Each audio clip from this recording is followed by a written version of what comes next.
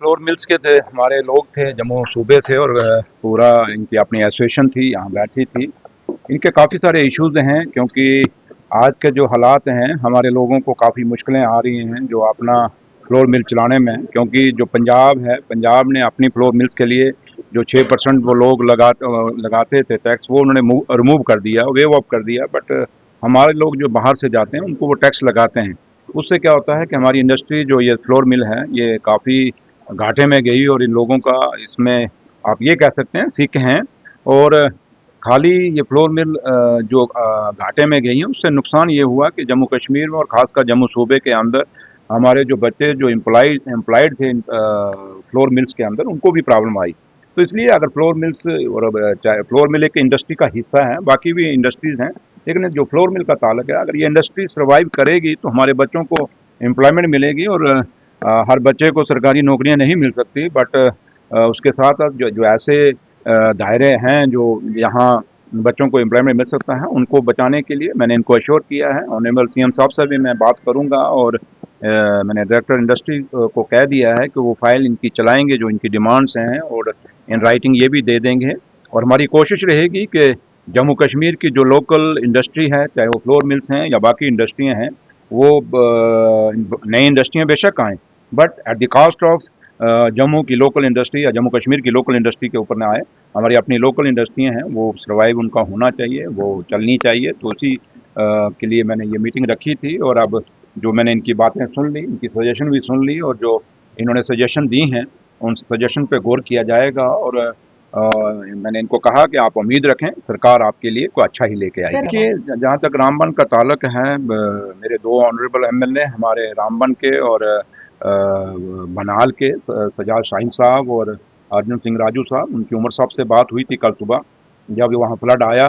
और उसके बाद उमर साहब ने मुझे कहा कि आप वहाँ पे जाइए, उनका हुक्म हुआ तो रामबन के जाने के लिए। तो मैं वहाँ गया, जो मैंने हालात देखे, और आपने भी शायद वहाँ पर आप लोगों ने भी आपने देखे होंगे, जो आपकी खबरें हैं, जो सूत्र हैं, उनसे पता चला होगा।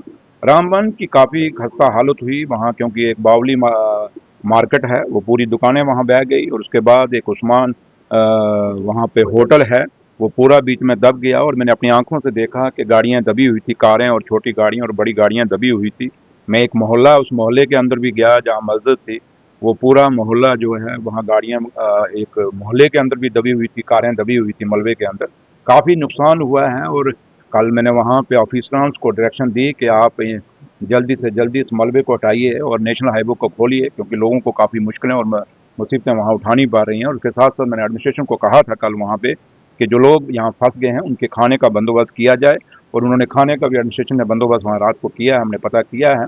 तो लिहाजा नुकसान बहुत है, उसमें 3 जानें भी हमारी गई, बड़ा अफसोस है। और हमारे बकरवाल कम्युनिटी के लोगों की, उनके बेचारों की 40 बकरियाँ भी मारी गई, और भी काफ़ी सारा धर्मकुंड में वहाँ मकान धस गए। और उसके बाद सेरी में काफ़ी सारा नुकसान हुआ, गूल के अंदर हुआ, रियासी के अंदर, किश्तवाड़, मतलब पूरा हर जगह भी काफ़ी सारे नुकसान हुए हैं।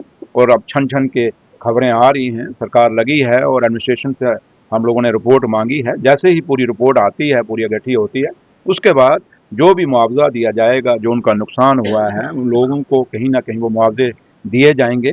लेकिन मेरा कल रामबन जाने का एक ही मकसद था, उनको ये दिलाने का कि उमर अब्दुल्ला सरकार आप लोगों के इस दुख की घड़ी में आप लोगों के साथ है। और जम्मू कश्मीर में जहाँ जहाँ भी कायम आपदा है, वहाँ उमर अब्दुल्ला सरकार जो है हमेशा अपने लोगों के साथ खड़ी। सर किस तरह से बात